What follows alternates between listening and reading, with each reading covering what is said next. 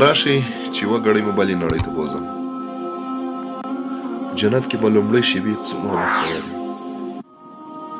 او څومره خوندورې وي.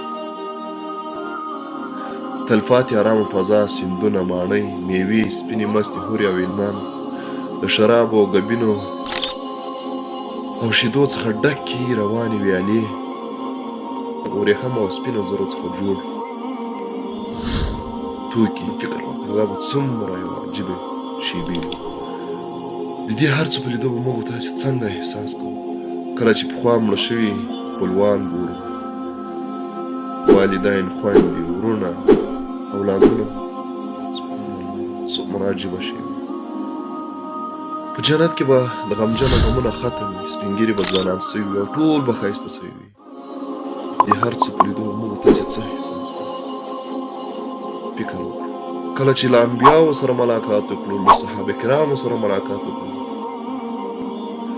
او له علماو سره او هغه تللي شهیدان چې د دین په خاطر یې ځانونه قرباني کړي دي او له هماغو سره ملاقات وکړو. سبحان الله، څومره یو عجیبه شېبې وي.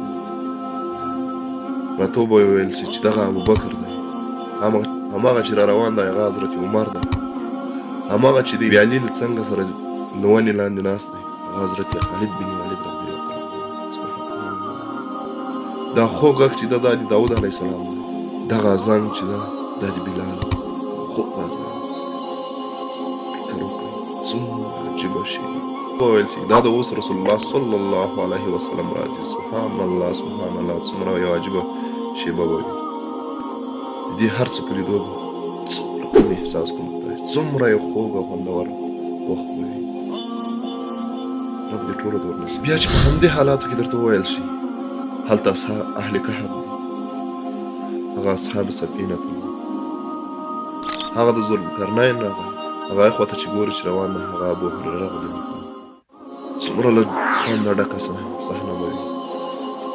تر ټولو خوندوره صحنه به هغه وي چې له رب متعال ذات سره ملاقات وکړي او هغه پرته له کومې پردې او هېڅ پرده په منځ کې نه وي.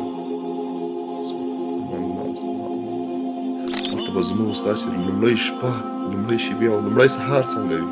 فکر وکړئ.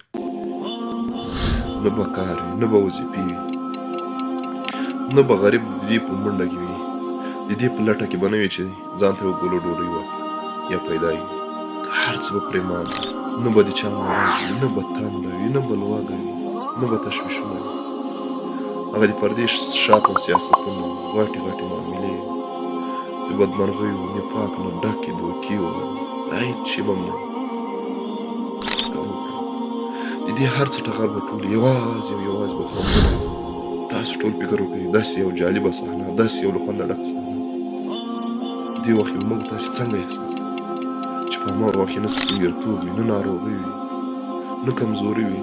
ټول جنتیان به ځوانان وي او ټولې جنتي ښځې به هم ځوانې پېغلې وي. تاسو په دې اړه باندې فکر وکړئ. نه همدا نن نه باید تیاری ورته ونیسو تر څو رب تعالی جنت راوځي. الله دې موږ ټولو ته جنت راوځي. الله مو دې په همدغو نعمتونو